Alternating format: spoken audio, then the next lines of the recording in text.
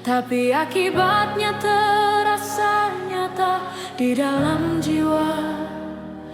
Kelelahan yang tidak bisa dijelaskan kepada orang, tekanan yang datang dari arah yang tidak terduga.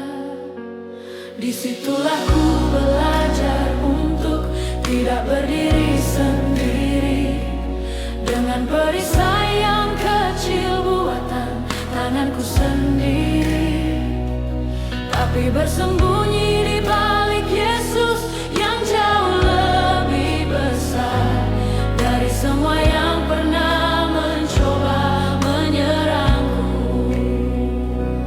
Perisai iman bukan benda yang ku genggam, tapi pribadi yang ku berlindung di baliknya.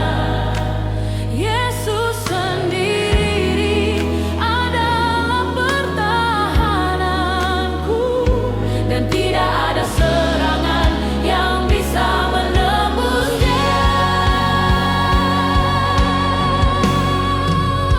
Yesus, Kau adalah perisaiku di setiap waktu, di saat serangan datang dari segala arah.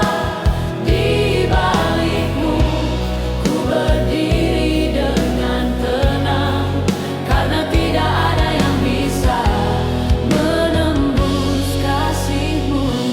Tidak ada yang bisa, Kau pelindungku. Mazmur berkata, Tuhan adalah kota bentengku, tempat perlindungan di saat bahaya mendekat. Bukan gambaran yang jauh dan tidak terjangkau, tapi realitas yang bisa ku masuki hari ini.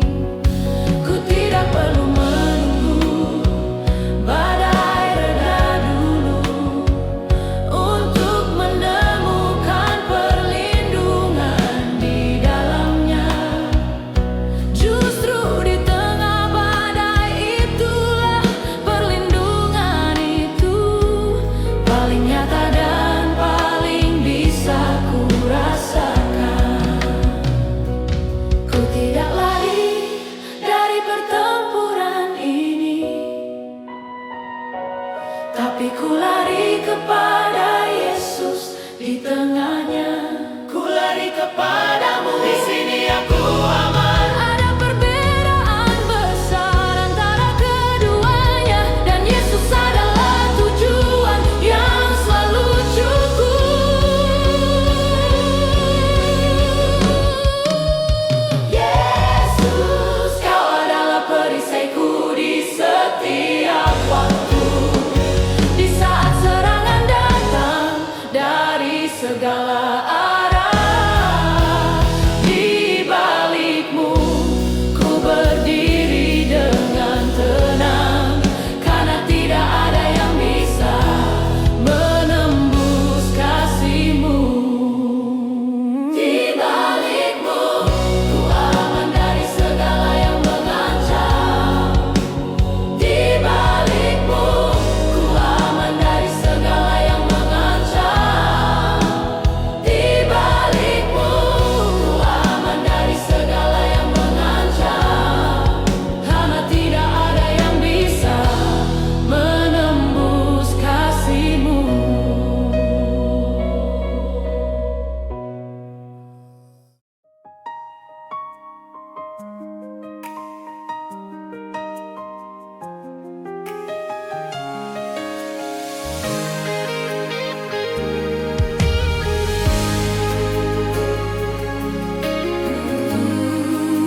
Yesus tidak hanya menyelamatkan dan meninggalkan, Dia menyelamatkan dan kemudian melengkapi, memberikan kepada yang percaya otoritasnya untuk berjalan di bumi sebagai wakil surga.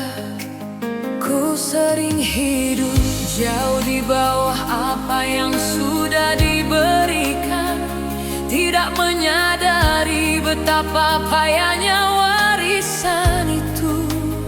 Seperti seorang anak raja yang tidak tahu posisinya, dan hidup seperti orang biasa padahal bukan. Saat ku menyadari siapaku di dalam Yesus, caraku berdiri di hadapan musuh berubah. Bukan dengan arogansi, tapi dengan keyakinan bahwa yang ada bersamaku lebih besar dari lawanku.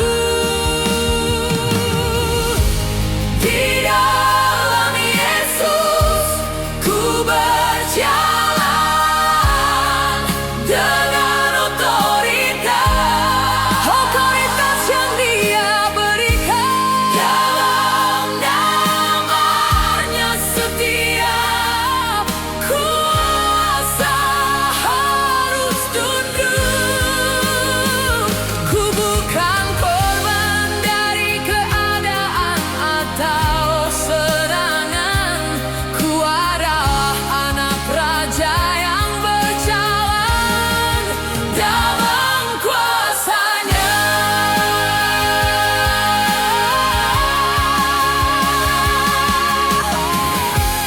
Otoritas ini bukan untuk kesombongan pribadi, bukan untuk membuktikan siapa yang lebih hebat, tapi untuk melindungi yang lemah dan membebaskan yang terikat.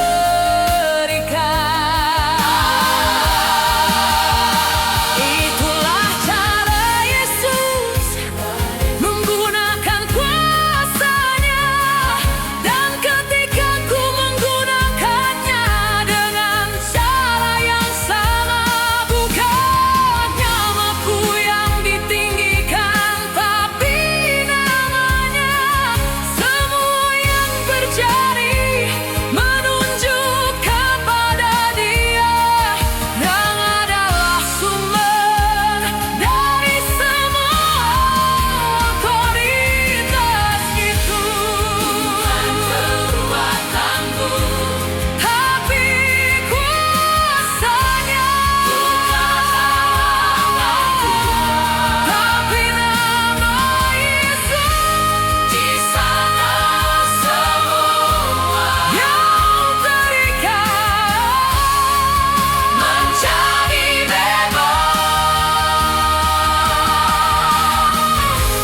Di dalam Yesus ku berjalan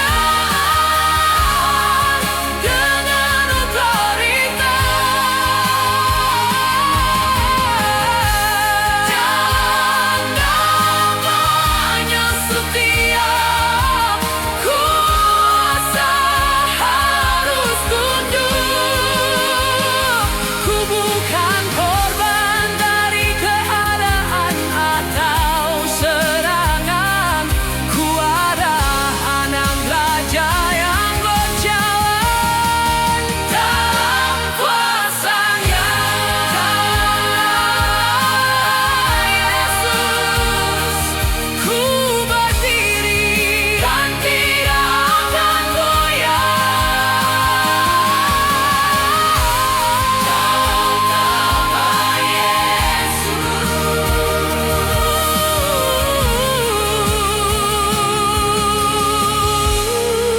dalam nama Yesus,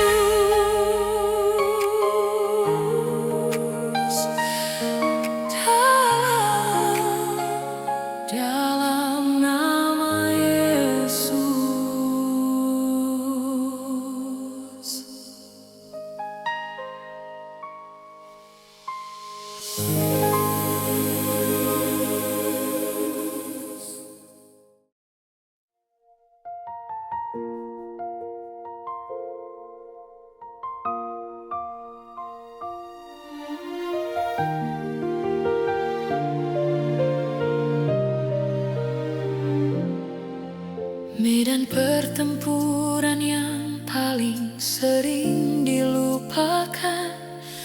bukan di luar tapi di dalam pikiran ini.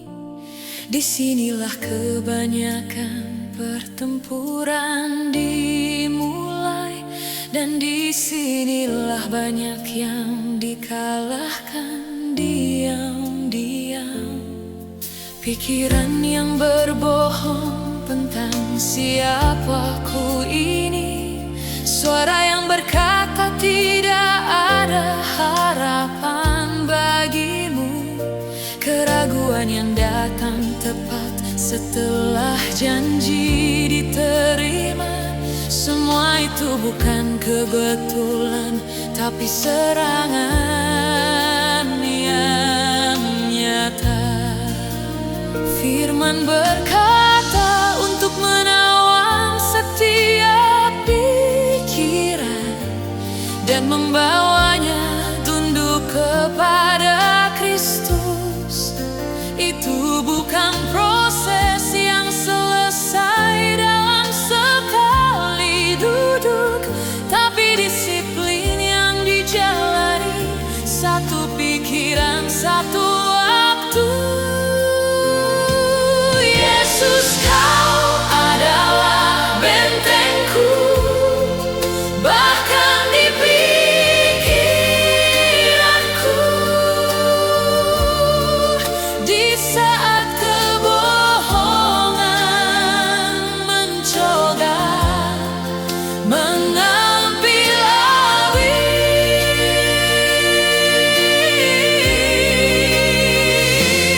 firman-Mu adalah senjata yang paling tajam,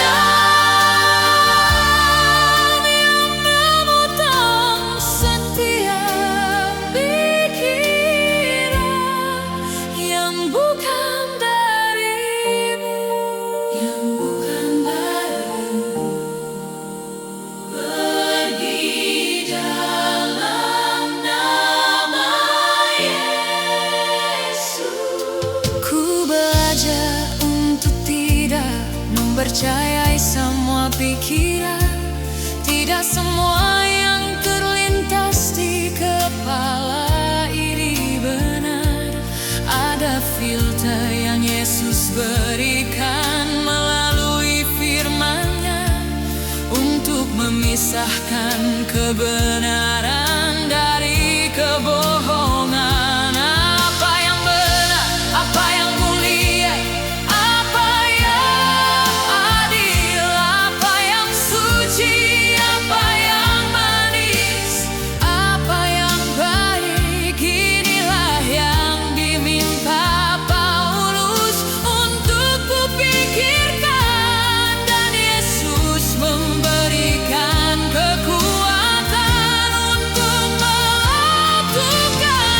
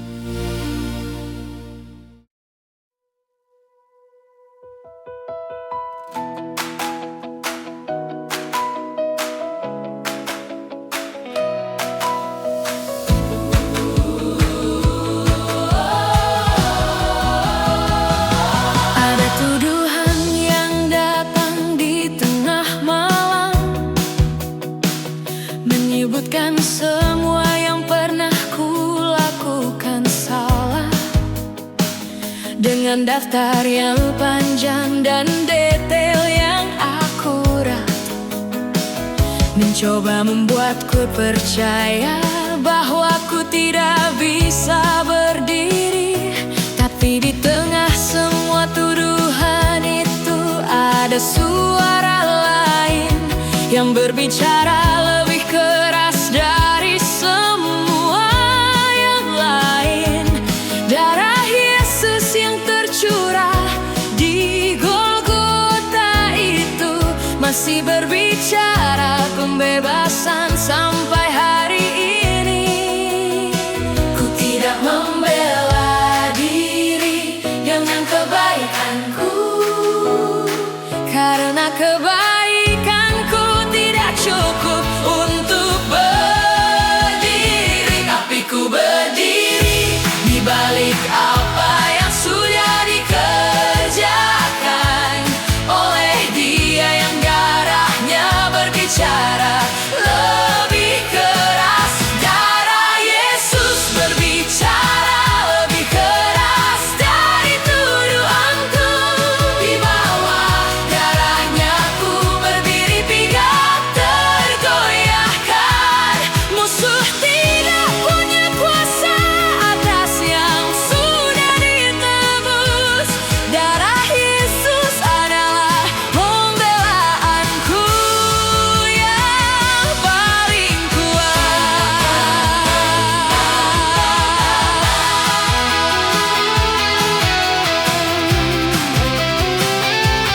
Abel darahnya berseru dari tanah menuntut keadilan, tapi darah Yesus berbicara sesuatu yang lebih baik.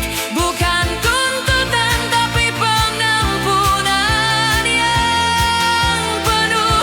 Bukan penghukuman tapi pemulihan yang sempurna.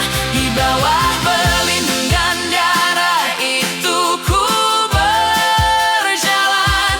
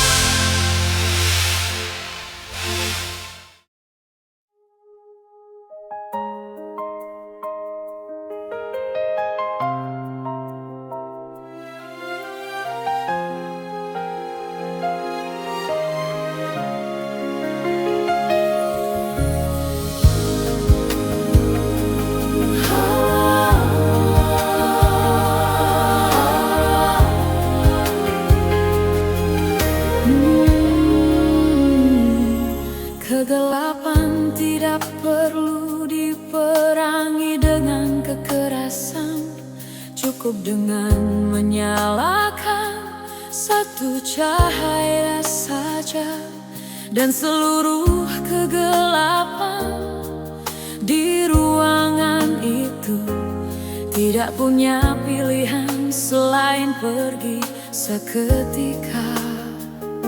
Begitu juga dengan kehadiran Yesus dalam hidupku, bukan dengan teriakan tapi dengan kehadirannya.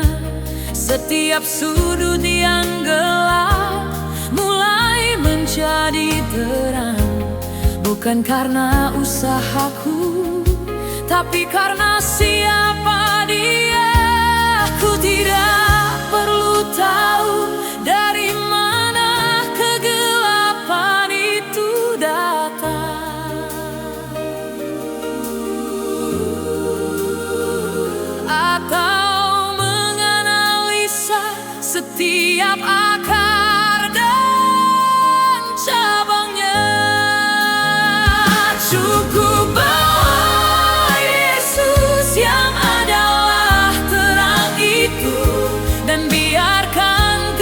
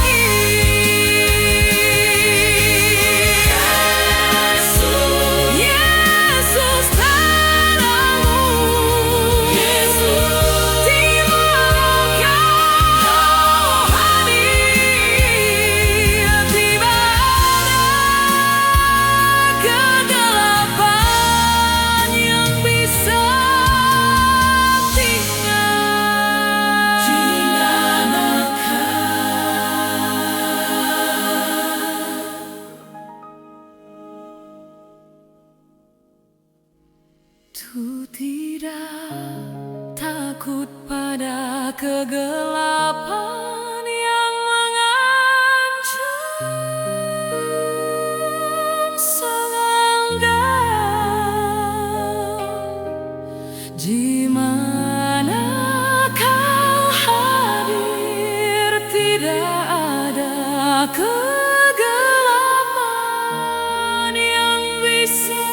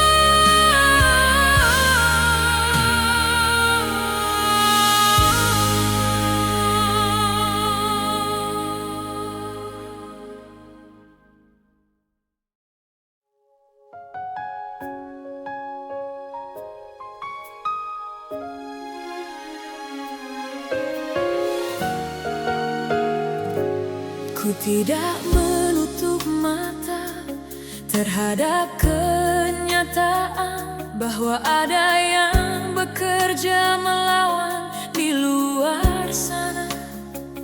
Kekuatan yang tidak bisa ku hadapi sendirian, dan ancaman yang lebih besar dari diriku.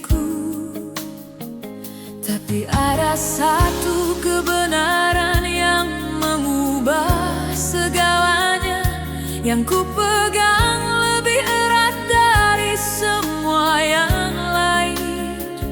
Dia yang tinggal di dalamku lebih besar dari semua yang ada di dunia luar sana.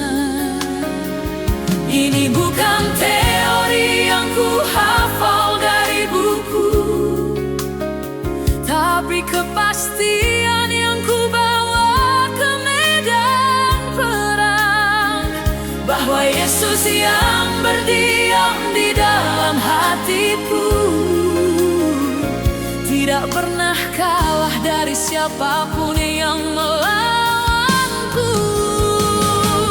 Lebih besar adalah Dia yang ada di dalamku dari semua yang ada di dunia ini sekalipun. Ku tidak takut menghadapi yang ada di depanku, karena Yang Maha Kuasa tinggal di dalam diriku.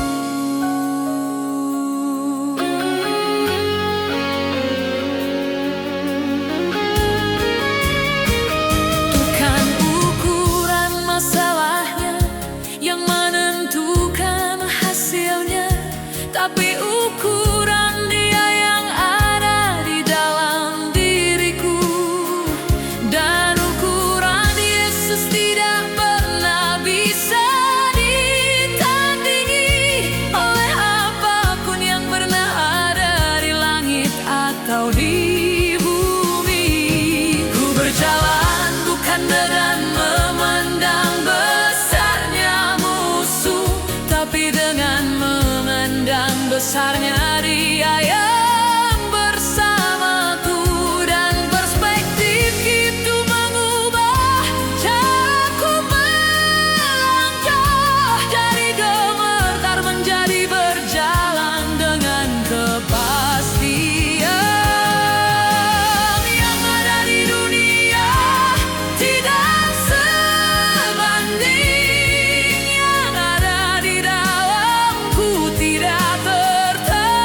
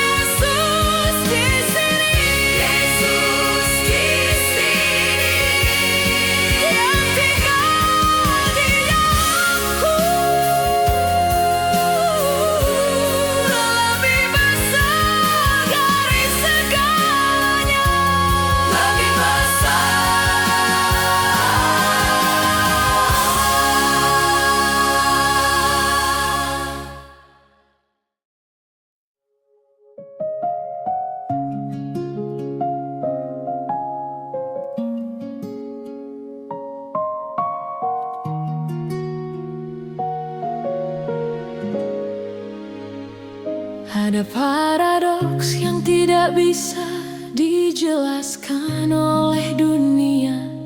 Bagaimana seseorang bisa damai di tengah peperangan? Bagaimana hati bisa tenang saat ancaman nyata? Dan pikiran bisa istirahat saat bahaya mengintai. Inilah yang Yesus berikan kepada yang percaya. Damai yang melampaui semua logika manusia. Bukan karena situasinya baik atau terkendali, tapi karena Dia yang memegang situasi itu hadir. Damai ini bukan kelemahan atau ketidakpedulian. Justru ini adalah senjata yang paling membingungkan musuh, yang tidak bisa mengerti bagaimana seseorang tetap tenang di tengah semua yang dia lakukan. Yesus, damaimu adalah senjataku yang tersembunyi, yang membingungkan semua yang mencoba menggangguku. Di dalam ketenangan ini ada kekuatan yang nyata, yang hanya bisa datang dari hadirat-Mu saja. Hadirat-Mu saja, tidak dari tempat lain.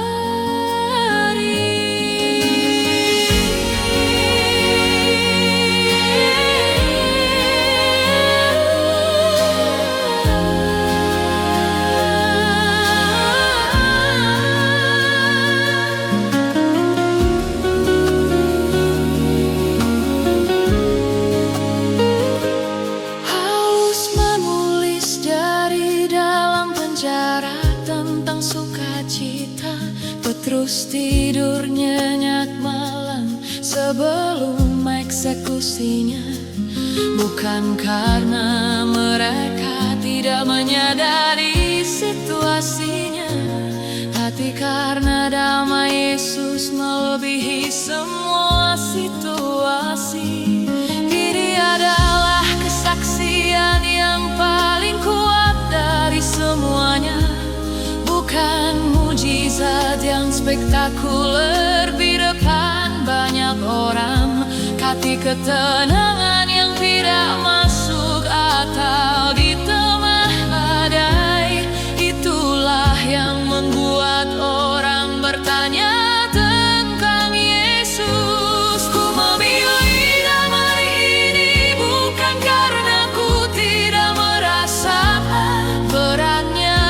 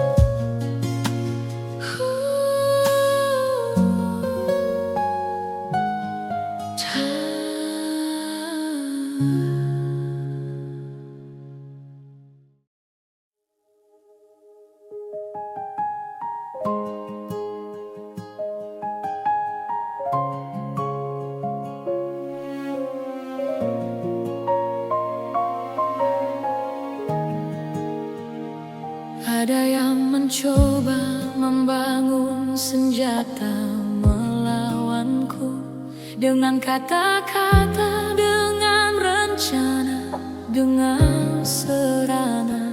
Beberapa terlihat dan banyak yang tidak terlihat. Semua diarahkan untuk menghentikan langkahku. Tapi ada janji yang tertulis ribuan tahun lalu, yang masih berdiri tegak sampai hari ini. Tidak ada senjata yang dibentuk melawanmu yang akan berhasil, dan setiap lidah yang bangkit melawanmu akan kau kalahkan. Ini bukan klaim yang kubuat berdasarkan kekuatanku, tapi janji yang Yesus sendirian menjaminnya. Warisan dari hamba-hamba Tuhan yang setia adalah kemenangan atas semua yang mencoba menghancurkan. Tidak ada senjata yang dibentuk melawanku akan berhasil. Ini adalah warisan dan hakku di dalam Yesus. Ku berdiri di atas janji yang tidak bisa dibatalkan, yang musuh tidak punya kuasa atas yang terlindunginya.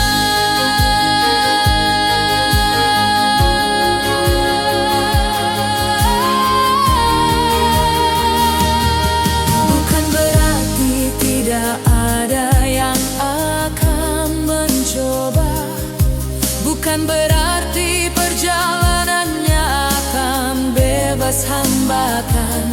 Hati ada perbedaan antara mencoba dan berhasil, dan Yesus menjamin bahwa musuh tidak akan berhasil. Setiap serangan yang datang akan diarahkan kembali. Setiap rencana jahat akan gagal di tangannya, dan ku berjalan setiap hari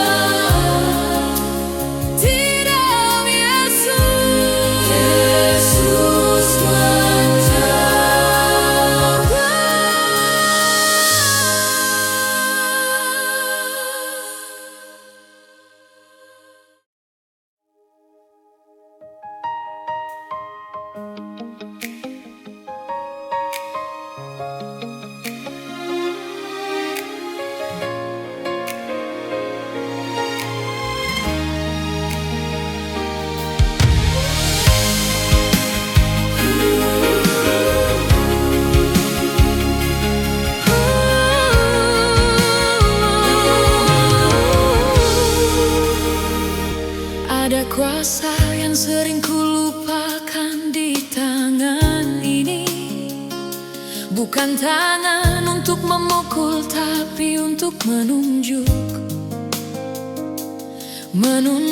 kepada kebenaran yang sudah tertulis, dan menyatakannya dengan suara yang tidak ragu.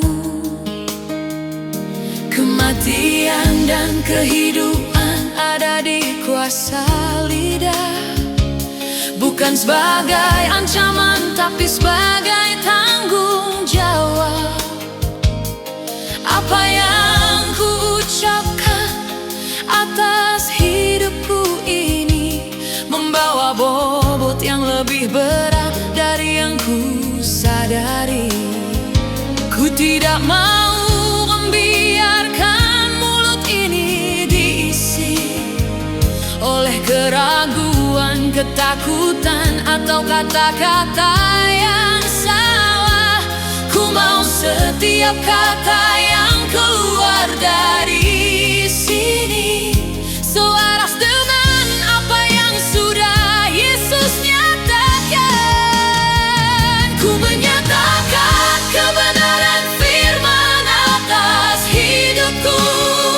Setiap keobat harus tunduk pada yang ku katakan, bukan karena suaraku yang berkuasa, tapi karena firman Yesus yang ku nyatakan.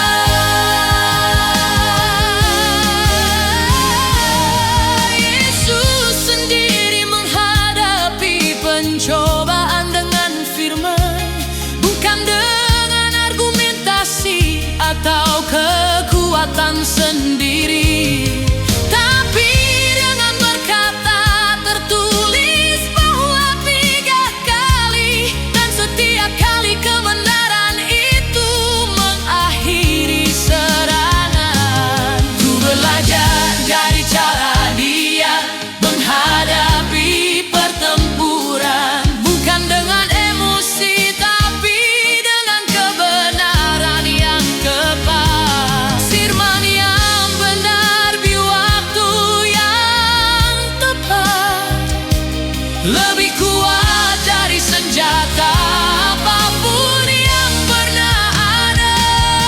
Tertulis bahwa ku lebih dari pemenang. Tertulis bahwa ku tidak akan digoyahkan. Tertulis dan ku nyatakan hari ini. Kebenaran firman atas hidupku. Setiap kebohongan harus tunduk pada yang ku katakan, bukan karena suaraku yang berkuasa, tapi karena firman Yesus yang ku nyatakan. Firman Yesus tidak bisa dibantah. Mautku adalah senjata yang diisi firman-Mu, Yesus. Tertulis, ku nyatakan.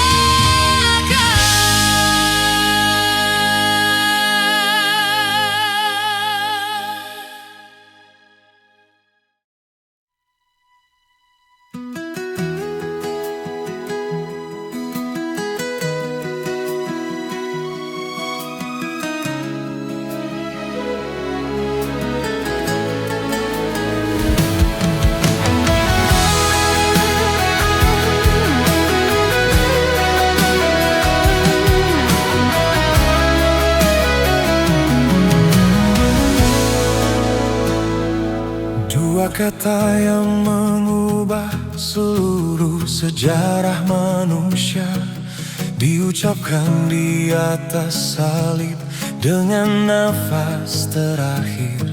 Sudah selesai, bukan tangisan kekalahan, tapi deklarasi kemenangan yang paling agung. Di sana semua hutang dibayar lunas sepenuhnya. Di sana semua kuasa musuh dipatahkan. Di sana pintu yang tertutup dibuka untuk selamanya, dan tidak ada yang bisa menutupnya kembali. Ku hidup di sisi yang benar dari sejarah itu, di sisi setelah sudah selesai diucapkan setiap pertempuran yang ku hadapi hari ini dimulai dari titik kemenangan, bukan dari titik nol. Sudah selesai dan kemenangan itu milikku. Tidak ada pertempuran yang bisa mengubah ini. Ku berdiri di atas kemenangan yang sudah sempurna, yang dikerjakan oleh Yesus dan tidak bisa